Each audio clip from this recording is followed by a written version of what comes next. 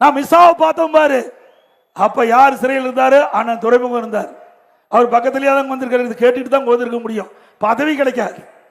திரு கருணாநிதி குடும்பத்துக்கு தான் கட்சியிலையும் உயர்ந்த பதவி கிடைக்கும், ஆட்சி அதிகாரத்திலையும் உயர்ந்த பதவி கிடைக்க முடியும்.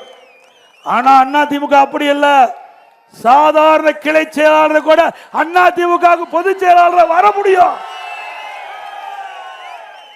நான் 1974 என்னுடைய சிற்றூர் சிலுவம்பாளையத்தில் கிளை செயலாளர் இருந்தேன்.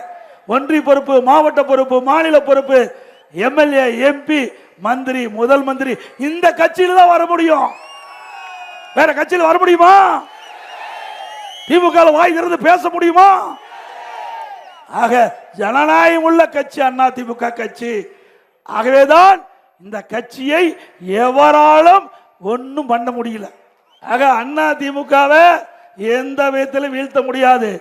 அண்ணா திமுக தொண்டன் உழைப்பால் நிற்கின்றான், சொந்த காலில் நிற்கிறாங்க.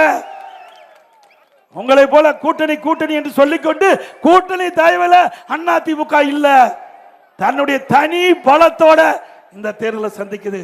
எங்களுக்கும் வாக்குகள் சிதறக்கூடாது என்பதற்கு தான் நாங்கள் கூட்டணி அமைச்சிருக்கிறோம். உங்களை போல 10 ஆண்டு காலம் திமுக தலைமையிலே கூட்டணி தொடர்ந்து என்று நாங்கள் சொல்லிக் கொண்டு இருக்கல. இன்றைக்கு கூட்டணி தயவால தான் 5 ஆண்டு காலம் சட்டமன்றத்தில் திமுக ஆட்சி நடைபெற்றது. கூட்டணி இல்லைன்னா திமுக இல்லாம போயிருக்கும். இந்த ஊடக நம்பரும் பத்திரிகை நம்பரும் மட்டும் இந்த திமுக தாங்கி பிடிக்கலனா திமுக இருக்கிற இடம் தெரியாம போயிருக்கும். சிந்திச்சு பாருங்க. 5 ஆண்டு காலம் சட்டமன்றத்தில் திமுக எதிர்த்தே பேசல. திமுக கூட்டணி அங்கம் வைக்கின்ற கம்யூனிஸ்ட் கட்சி ஆகட்டும், விடுதலை கட்சி, விடுதலை சிறுத்தை கட்சி ஆகட்டும், காங்கிரஸ் கட்சி ஆகட்டும், ஒரு எம்எல்ஏ கூட மக்களுடைய பிரச்சனைய சட்டமன்றத்தில் பேசல. வாய் பொத்தி இருந்தாங்க. உங்களுக்கு அடிமை சேவை செஞ்சாங்க.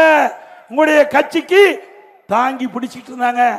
அப்படிப்பட்டவர்களுக்கு நடைபெற்று முடிந்த தேர்தலில் 2021 தேர்தலில் கொடுத்த இடத்தை விட, சட்டமன்ற இடத்தை விட குறைச்சு கொடுத்திருக்கிறீங்க.